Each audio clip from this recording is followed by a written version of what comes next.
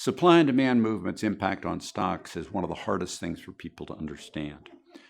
They operate very differently. We all know from the days we took economics in school that prices of things are supposed to be impacted and driven by shifts in supply and demand. But those little curves that they drew you in school aren't the way they work in capital markets. Capital markets are nonlinear, and there's a lot of funny little qualities, but let me just take a second. Demand is about eagerness to own, and that's about humanness. And demand bounces around within a fairly tight bandwidth pretty rapidly. People move from being very optimistic to pessimistic, back and forth pretty quickly.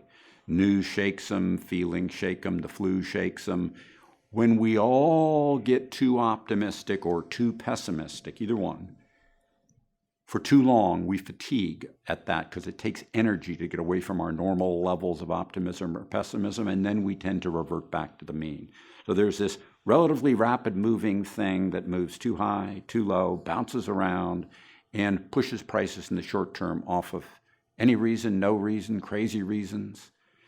Supply is this other thing that's in the long term more powerful and more linked to economics. And when it's in the company's interest to buy back stock and destroy it because that increases their earnings per share, they'll do that. When it's in companies' interests to create new stock supply, they'll do that. But it takes longer because there's a regulatory process and there's a marketing process. They're not sure they'll succeed. So they get more eager to create supply, but that eagerness has to be extended over a longer time period.